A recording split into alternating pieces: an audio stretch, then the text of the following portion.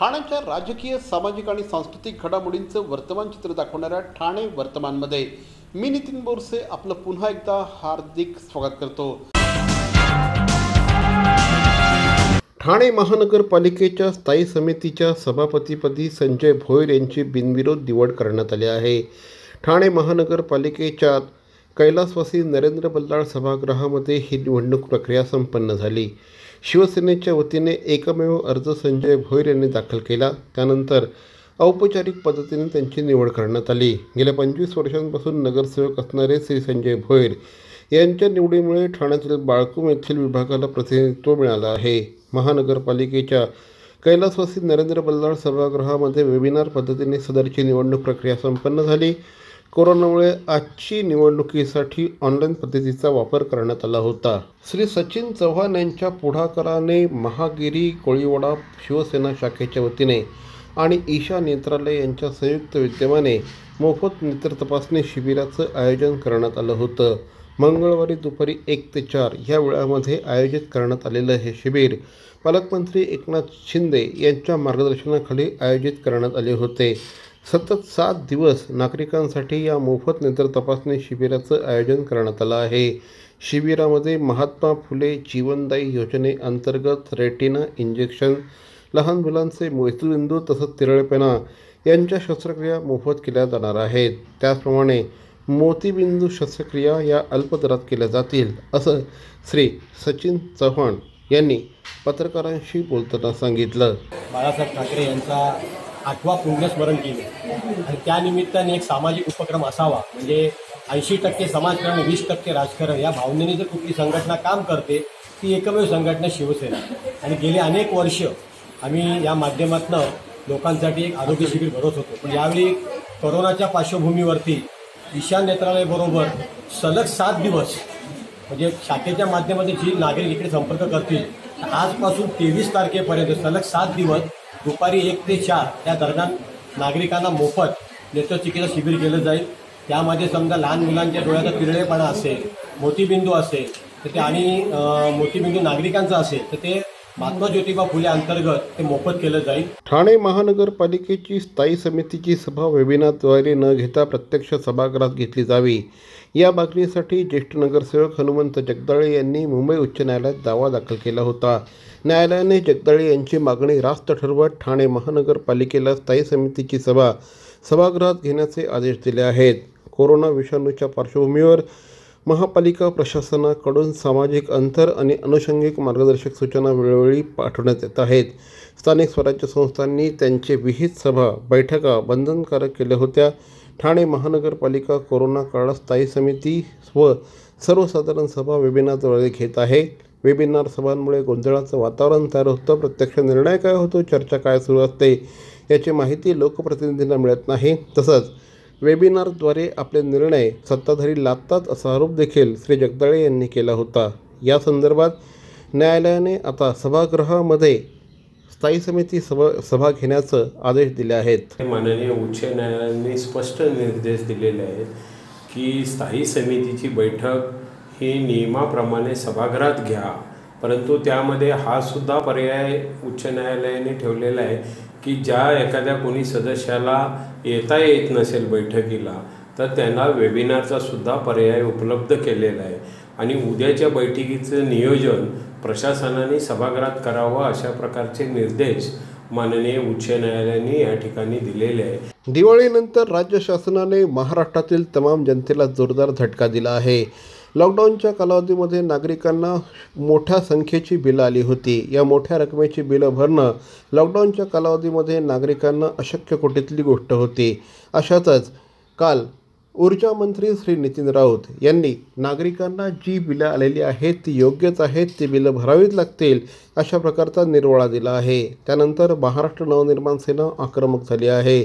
महाराष्ट्र नवनिर्माण सेनेने जर कुठल्याही नागरिकाची वीज कापण्यासाठी विद्युत मंडळाचे अधिकारी कर्मचारी गेले तर थेट मनसे कार्यालयात फोन करा, महाराष्ट्र नवनिर्माण सेनेचे कार्यकर्ते तिथे येऊन जाब विचारतील अशा पवित्रा महाराष्ट्र नवनिर्माण सेनेच्या वतीने घेण्यात आला आहे। या संदर्भात आज शहर अध्यक्ष रवी मोरे यांनी एक पत्रकार परिषद घेतली। या पत्रकार परिषदेमध्ये त्यांनी विद्युत कंपन्यांना सज्जड इशारा दिला आहे।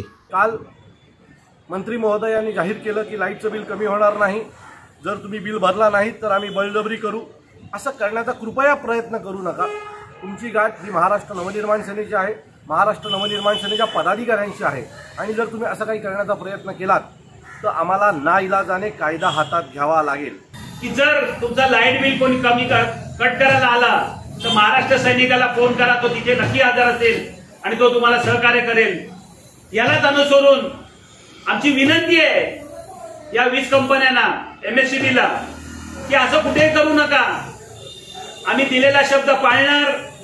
जर कुठे मीटर कापत असतील आणि त्या नागरिकांचा तर मनसे कार्यालयामध्ये फोन आला तर मनसे कार्यकर्ते कायदा हातात घेतील आणि त्याची पूर्ण जबाबदारी ही MSEBच्या अधिकाऱ्यांची असेल. सत्यनारायण असो की वास्तुशांती, लक्ष्मीपूजन असो की ग्रहशांती, सर्व प्रकारच्या पूजांचं साहित्य आता अगदी घरपोच. राम भरोसे अगरबत्ती आणि पूजा भांडार.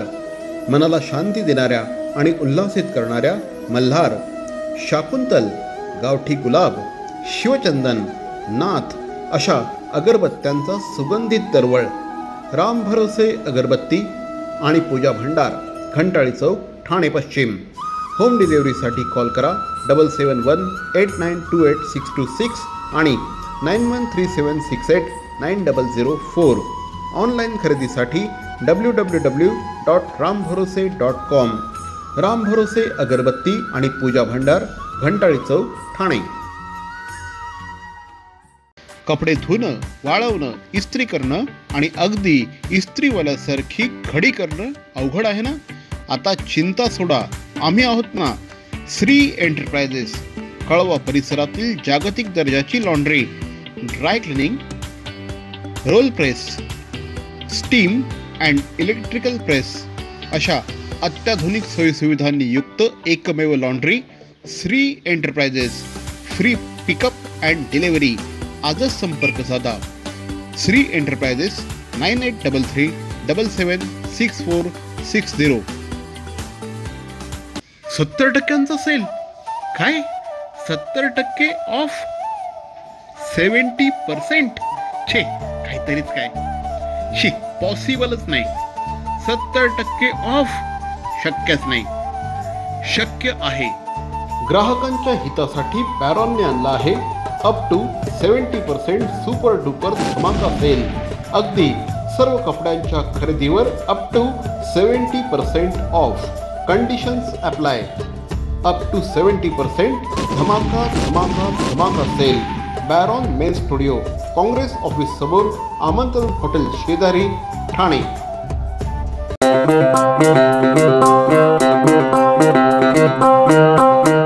Zip your wallets, don't worry, money will travel swift and fast. Cause TJSB का नया है ये magic Transapp app. Transapp zap, Transapp app. एक ही virtual ID से transaction है secure and safe. Just tap the tab of Transapp app and make your life all sorted. पैसा आया पैसा भेजा हो गया चुटकी का खेल. Simple, easy, fast है ये Transapp just like a finger snap. Transapp app. Transapp app. ठाण्याचे महापौर म्हणून श्री नरेश म्हस्के यांनी सूत्र स्वीकारल्याला 1 वर्ष पूर्ण झालं. 1 वर्ष पूर्ण झाल्यानंतर एक्झॅक्टली या कारकिर्दीबद्दल त्यांना काय वाटतं? हा संपूर्ण कालावधी अत्यंत संघर्षाचा होता, कोरोनाचा कालावधी होता. या कालावधीमध्ये महापौर पदासारखं महत्त्वाचं पद भूषवणं हे अत्यंत महत्त्वपूर्ण अशा प्रकारचा हा कालावधी होता. आज या संदर्भात चर्चा करण्यासाठी आपल्याबरोबर आहेत ठाण्याचे महापौर श्री नरेश म्हस्के. नमस्कार. सर्वप्रथम ठाण्यातील सर्व नागरिकांना या दीपावलीच्या हार्दिक शुभेच्छा आणि पुढील आयुष्य सुखाचं, समृद्धीचं आणि कोरोनामुक्त व्हावं अशी मी ईश्वरचरणी प्रार्थना करतो. मला सांगा नरेशजी, सर्वप्रथम ठाणे वर्तमानमध्ये आपलं स्वागत. आणि 1 वर्षाचा कालावधी पूर्ण होतो आहे. या 1 वर्षाचं ॲनालिसिस तुम्ही कशा पद्धतीने कराल? महापौर पदाचं 1 वर्षाचं ॲनालिसिस जर करायचं झालं तर मी एवढंच म्हणेल की मार्चपासून कोरोना सुरू झाला आणि या कोरोनाच्या महामारीमध्येच संपूर्ण 2-3 महिने सुरुवातीचे सोडले. कोरोना आणि कोरोना मुक्ती या एकच विषयाकरता हे महापौर पदाचं वर्ष खर्च झालं असेल एवढंच मी तुम्हाला सांगेल. आणि एक अभिमानाने सांगेल की ठीक आहे की 8 महिने कोरोना होता, परंतु या ठाणे महानगरपालिकेमध्ये कोरोना कंट्रोल होत चाललेला आहे. कोरोना आटोक्यात येतोय, हेच एक चांगली बाब या 1 वर्षाच्या काळामध्ये मला दिसून येते. पण कोरोना आटोक्यात येतोय याचा अर्थ कोरोना संपलेला नाही आहे. त्यामुळे कोरोना मुक्तीकडे संपूर्ण 0% पेशंट आणि या बाबींकडे लक्ष देण्याकरता पुढील काही महिने जातील आणि ठाण्यामध्ये आम्ही यशस्वी होऊ असंच मला या ठिकाणी सांगायचं आहे. निश्चितपणे कुठल्याही महापौराला अशा प्रकारचं 1 वर्ष नको वाटलं असेल. मात्र या कालावधीमध्ये अनेक प्रकारचे अनुभव देखील तुम्हाला आले असतील, त्याविषयी सांगा. अतिशय विचित्र असा हा काळ माझा गेलेला आहे. कित्येक रात्री जागून गेलेल्या आहेत. चिंता असायची की ठाणे शहरामध्ये रुग्ण वाढत होते. कोरोना हा विषय किंवा कोरोना हा रोग हा जगामध्ये नवीन होता. पूर्ण जगाला त्यांनी ग्रासलेलं होतं आणि प्रत्येक बाबतीत कोरोनाची संख्या वाढली, डेथ रेट वाढला. तर प्रत्येक बाबतीत आम्हाला काही लोक टार्गेट करत होते. अर्थात विरोधासाठी विरोध. हे ठाण्याचं वातावरण कधी नव्हतं, परंतु काही दिवसापासून काही महिन्यांपासून हे ठाण्याचं वातावरण काही लोकांनी गढूळ केलं. जसं की कोरोना या महानगरपालिकेचे सत्तेवर आहेत त्यांनीच ठाण्यात आणलेलं आहे, इतर ठिकाणी कुठे कोरोना नाही आहे, अशा पद्धतीने काही लोक वागत होते. याचं वाईट वाटत होतं. परंतु ह्या सर्व वाईटावरती शेवटी संघर्ष हा आयुष्यामध्ये मला लहानपणापासून संघर्षच करावा लागलेला आहे. संघर्ष हा काही नवीन नाही आहे, परंतु चुकीच्या गोष्टीचं खापर आमच्यावरती फोडलं जात होतं. परंतु आमचं प्रशासन असेल, आमचे पालकमंत्री असतील, त्याचबरोबर अगदी शेवटच्या स्तरापर्यंत सफाई कामगार असेल, शिक्षक असेल, डॉक्टर्स असेल, पोलीस कर्मचारी असेल, पोलीस प्रशासन असेल, या सगळ्यांच्या मदतीने आणि माननीय मुख्यमंत्री उद्धवसाहेब ठाकरे साहेब असतील यांच्या मार्गदर्शनाखाली आज कोरोना आटोक्यात आलेला आहे. एवढंच मी सांगेल की शेवटी संघर्ष आयुष्यात करायचा असतोच. माझ्यासारख्याच्या आयुष्यामध्ये संघर्ष आहेच, पहिल्यापासून संघर्ष आहे, काय नवीन नाही आहे. परंतु खूप चांगले वाईट अनुभव या परिस्थितीत बघायला मिळाले आणि सुरुवातीला काही दिवस टेन्शन होतं, परंतु आमच्या या सगळ्या यंत्रणेच्या मुळे आज स्थिती कुठेतरी आटोक्यात आलेली आहे. आणि मला हे एवढंच सांगायचं वाटेल की या सगळ्या गोष्टी होत असतात, परंतु काही लोक चुकीच्या पद्धतीने जे काही राजकारण करत होते त्यांना हात जोडून विनंती आहे की आपण कोरोना मुक्तीकडे जाऊया. आपण राजकारण हे नंतर जगलो वाचलो तर राजकारण करणार आहोत, जगलो वाचलो तर एकमेकांना दोष देणार आहोत, परंतु काही लोक तशा पद्धतीत वागत होते, याचं वाईट वाटतं. प्रत्येक महापौरांच्या कारकिर्दीमध्ये काही ड्रीम प्रोजेक्ट असतात, तुमचे सुद्धा असतील.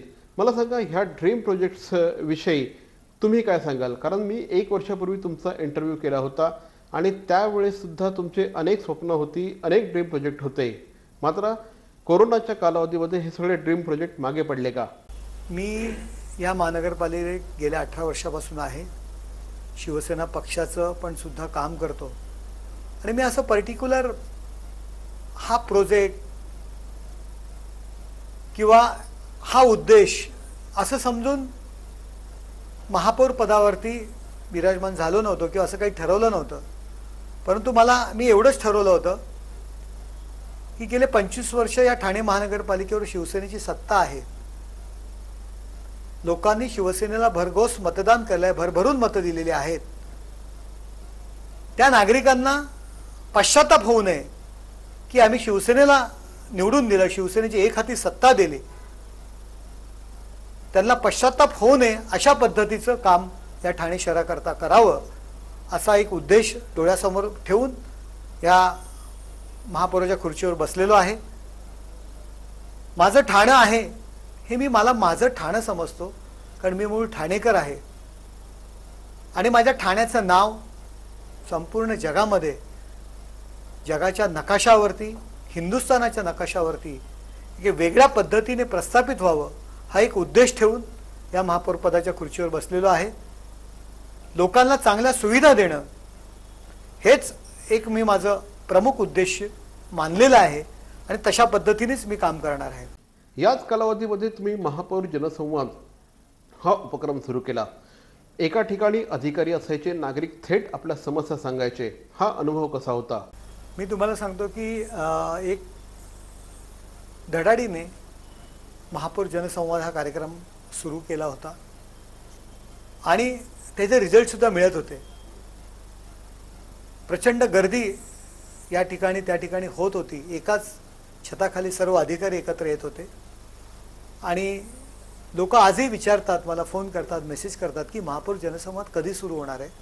पण कोरोनाची जी काही परिस्थिती आहे ती अजून आटोक्यात आली नाही आहे. मला असं वाटतं की महिनाभरामध्ये वॅक्सिन येईल, कोरोनाची संख्या कमी होईल, कोरोना रुग्णांची, आणि पुन्हा त्याच नव्या जोमाने आणि नव्या आवेशामध्ये पुन्हा एकदा महापौर जनसंवाद सुरू करेल आणि लोकांमध्ये जाण्यासाठी, लोकांपर्यंत पोहोचण्यासाठी की महापौर हे पद फक्त शोभेचं नसून, उद्घाटन करण्यापुरतं नसून लोकांचे प्रश्न सोडवण्याकरता आहे, हे मला नागरिकांना दाखवायचं होतं आणि त्या पद्धती जनसंवाद सुरू केलेला आहे. आणि तो आजही ठीक आहे, एकत्र एका छताखाली आम्ही सगळे अधिकारी आणि सगळे नागरिकांना भेटत नसेल, पण आजही फोन असेल, व्हॉट्सअप असेल, मेलद्वारे लोकांचे प्रश्न सोडवण्याचा प्रयत्न करतो. आणि बऱ्याच कल्पना होत्या, फक्त महापौर जनसंवाद नाही, मी प्रत्यक्ष फील्डवरती सुद्धा आम्ही जाणार होतो, लोकांमध्ये मिसळणार होतो, लोकांबरोबर अगदी सकाळी मॉर्निंग वॉक असेल, संध्याकाळी एखादा त्यांचा नाश्त्यावरचा कार्यक्रम असेल किंवा फुटपाथवरती त्यांच्यावर फिरायचे अनेक कार्यक्रम, अनेक उपक्रम डोक्यात होते. लवकरच ही कोरोना संपेल आणि ह्या पुन्हा हे सर्व उपक्रम सुरू होतील. ठाणे शहराचा एक सांस्कृतिक चेहरा आहे, तो सांस्कृतिक चेहरा जपण्याचा मी प्रयत्न करणार होतो. अनेक कार्यक्रमचं कॅलेंडर तयार केलं होतं, मग स्पोर्ट्स ॲक्टिव्हिटीज असतील, कल्चरल ॲक्टिव्हिटीज असतील, आणि तुम्हाला अभिमानाने सांगेल की त्या जोशात त्या सुरूसुद्धा झाल्या होत्या. 31 मार्चला मी अजय अतुल यांचा कार्यक्रम रजनी सुद्धा फायनल केली होती. दिवाळीमध्ये कार्यक्रम फायनल केला होता. अतिशय सुंदर मॅरेथॉन स्पर्धा फायनल केली होती. विविध कार्यक्रम, मग कवितांचे असतील, साहित्यावरती असतील, गझलांवरती असतील, नाट्यविषयक असे अनेक कार्यक्रमाचं कॅलेंडरसुद्धा तयार केलं होतं. परंतु कोरोनामुळे ह्या सगळ्या गोष्टी मी करू शकलेलो नाही आहे. परंतु मला आशा आहे की लवकरात लवकर ह्या सर्व गोष्टी संपतील आणि जे काही मला 4-5 महिने मिळतील त्याच्यामध्ये या सर्व ॲक्टिव्हिटीज पुन्हा एकदा सुरू होतील. दिवाळीमध्ये नागरिक मोठ्या प्रमाणावर रस्त्यावर आले आणि याच्यामध्ये कोरोना वाढण्याची शक्यता आहे. काय सांगाल तुम्ही, याच्यावर उपाययोजना कशा पद्धतीने करणार? मी या ठिकाणी थोडंसं खेदाने सांगेल की प्रत्येक गोष्टीमध्ये आपण सरकारवर अवलंबून असतो, प्रशासनावर अवलंबून असतो, महानगरपालिकेवरती अवलंबून. कुठली एखादी गोष्ट घडली तर आपण प्रशासनाला दोष देत असतो, विरोधक पण प्रशासनाला, सत्ताधाऱ्यांना दोष देत असतात. पण तुम्ही पाहिलं असेल, पहिल्या दिवसापासून मी खूप स्ट्रिक्ट वागत आहे. मास्क असेल, सोशल डिस्टन्सिंग असेल, या सर्व गोष्टी मी स्वतः पाळतोय आणि मग मी इतरांना पाळायला सांगतोय. लोकांनी मास्क वापरला पाहिजे, सुरक्षित अंतर राखलं पाहिजे, परंतु लोक हे पाळत नाही आहेत आणि म्हणून आम्ही फाईन लावलेला आहे, आम्ही दंड वसूल करतोय. परंतु ही वेळ यावी एखाद्याला स्वतःचा जीव वाचवण्याकरता, स्वतःचा आणि स्वतःबरोबर स्वतःच्या कुटुंबाचा आणि स्वतःचा समाजाचा जीव वाचवण्याकरता लोकांना जबरदस्ती करावी लागते. लोकांना पोलिसी खाक्या वापरावं लागतोय, त्यांना दंड आकारावा लागतोय. ही अतिशय खेदाची गोष्ट आहे, याचं वाईट वाटतंय. आजही लोकांनी नियम पाळले गेले पाहिजेत, मास्क वापरला गेला पाहिजे, परंतु काही लोक पाळत नाही आहेत. ते अतिशय चुकीचं आहे. आणि शेवटी जर लोक पाळत नसाल, स्वतःचा जीव वाचवण्याकरता तुम्ही जर पाळत नसाल, तर शेवटी दंडेलशाही करावीच लागणार आहे. प्रशासनाला कुठलं तरी पाऊल उचलावं लागणार आहे, कारण हा प्रशासनाच्या हिताचा नाही आहे, तर ते तुमच्या हिताचं आहे, तुमच्या कुटुंबाचं हिताचं आहे. आणि माझा पुन्हा मी या विषयावर येतोय कारण खूप मानसिक दुःख झालेलं आहे. विरोधी पक्ष असतील किंवा इतर विरोधक असतील, कोरोनामध्ये त्यांनी फक्त राजकारण केलेलं आहे. प्रत्येक गोष्टीत प्रशासनानं सत्ताधाऱ्यांना जबाबदार धरलेलं, म्हणून मी पुन्हा पुन्हा बोलतोय. त्यांचं सुद्धा कर्तव्य आहे की आपण सुद्धा लोकांना सांगितलं पाहिजे की बाबांनो, मास्क वापरा, सुरक्षित अंतर ठेवा, परंतु याची कुठलीही भीती न बाळगता ह्या गोष्टी विरोधक करत नाहीयेत. विरोधक फक्त प्रशासन कुठे चुकतंय, सत्ताधारी कुठे चुकतंय या गोष्टीकडे पाहतात. कोरोना हा नवीन होता. कोरोनावरती पर्टिक्युलर उपाययोजना अजूनही निश्चित नाहीये. सर्व अंदाजावर चाललेलं आहे, सर्व अनुभवावरती चाललेलं आहे, परंतु प्रत्येक गोष्टीमध्ये त्यांनी आम्हाला जबाबदार धरलेलं आहे. याचं वाईट वाटतं. जर वाईट गोष्टींना जर आम्ही जबाबदार असू तर चांगल्या गोष्टींना पण आम्ही जबाबदार आहोत असं मला त्याला सांगायचं आहे.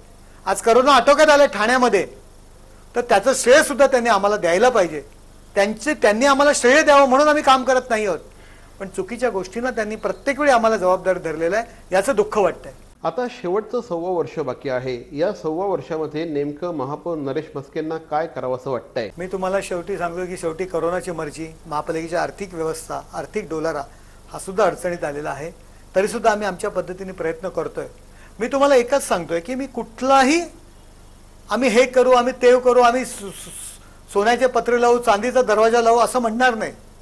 मी एवढंच म्हणतोय की लोकांनी शिवसेनेला भरभरून मतदान केलेलं आहे.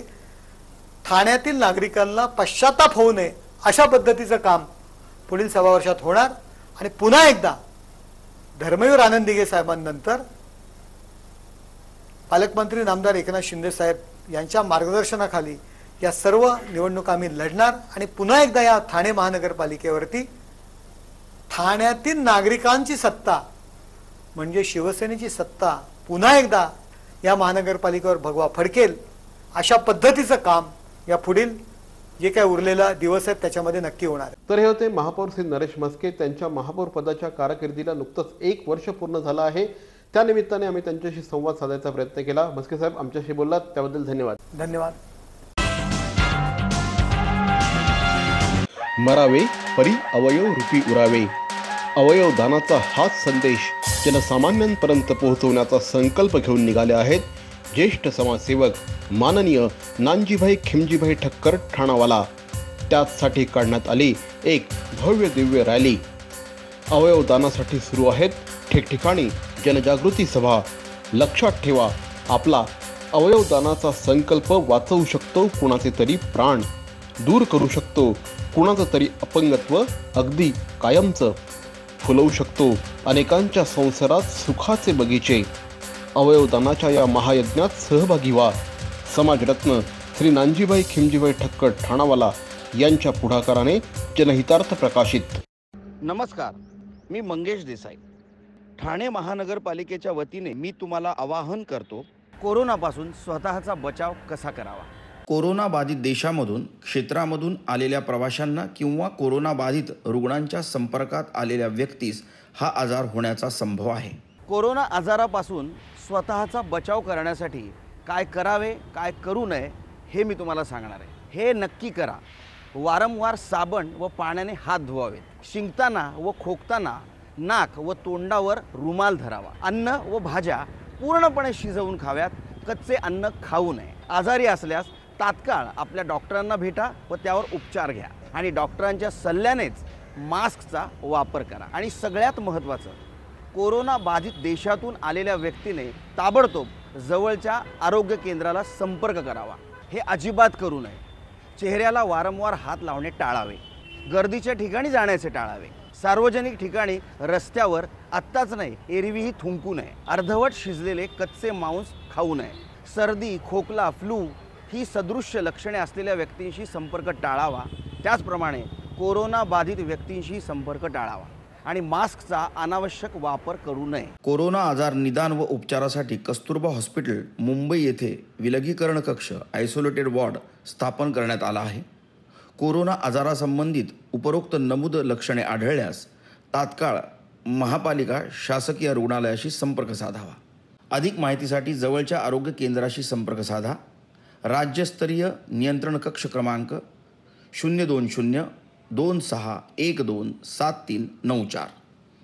राष्ट्रीय कॉल सेंटर क्रमांक +91 11 2397 8046. जिल्हाधिकारी नियंत्रण कक्ष क्रमांक +912225301740. ठाणे महानगरपालिका टोल फ्री क्रमांक 18002222108. टोल फ्री क्रमांक 104. सगळ्यात महत्त्वाचं, अफवांवर विश्वास ठेवू नका आणि अफवाही पसरवू नका. सरकारी परिपत्रकावरच विश्वास ठेवा आणि कोरोनापासून स्वतःचा बचाव करा.